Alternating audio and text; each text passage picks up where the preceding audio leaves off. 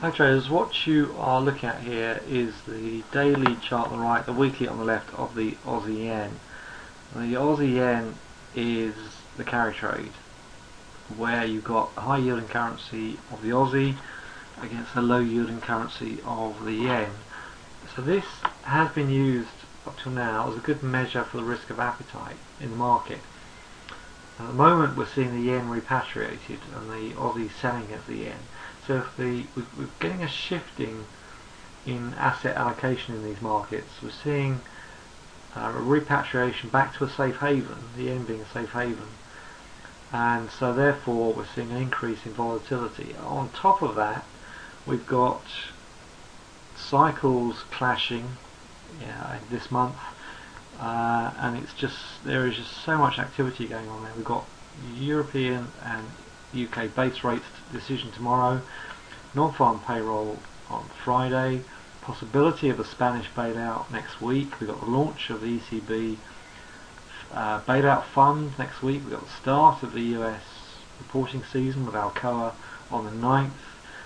So you can see there's a whole combination of events and issues and politics, and of course you've got the US election and so on. It's just endless, and it's leaving us with a very thin, very volatile, very shaky market. So I think the rest of this month, in the run up to the US election and with all that activity out there, is going to be very volatile.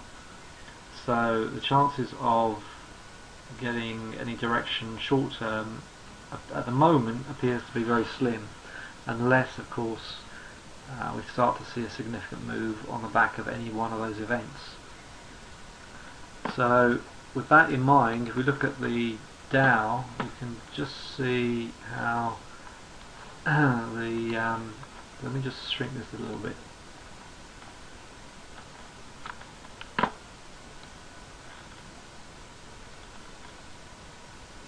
You can just see how we've topped out, in actual fact, pretty close to. Let me just narrow that. We've topped out pretty close to the 07 crash. This is the head and shoulder pattern from early summer to late autumn 07.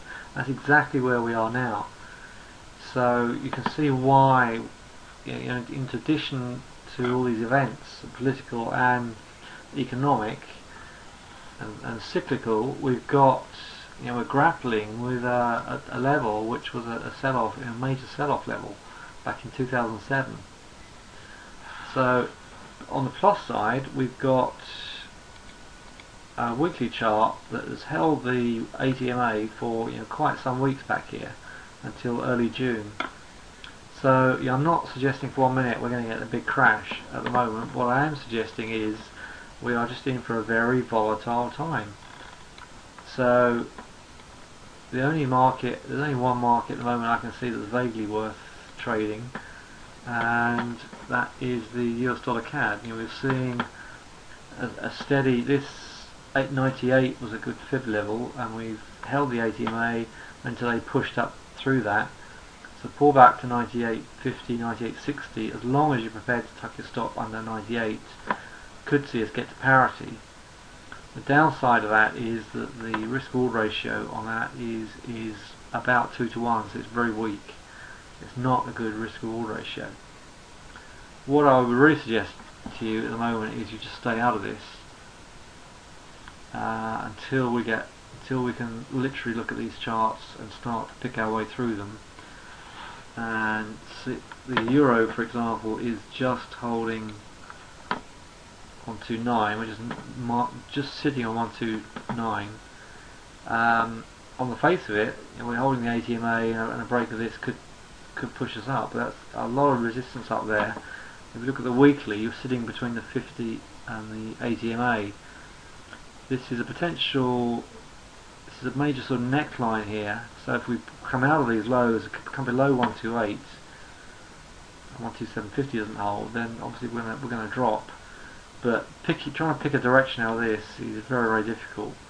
And we've broken under the 50 EMA, we've retested it, and then we are sitting on the 8, with the 8 coming round.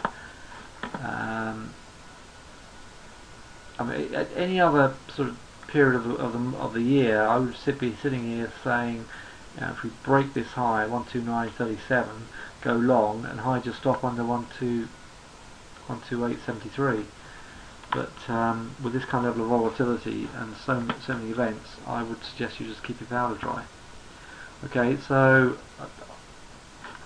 I mean, on one level, you could still trade that. If you're prepared to risk those points in this kind of market, then technically this trade is on. You've got this major resistance at 129.58, but if we break these levels and bust up, then 130 should be on the cards and possibly even higher. But it's a low probability trade. Alright, so that's all I can suggest you do at the moment. Sit on your hands, which is probably not what you want to hear, but risk levels out there are not sufficiently balanced in my analysis to suggest you go into these markets. I'd be interested in hearing your views, so by all means tweet me or drop me an email. Otherwise, be careful and see you at the next update.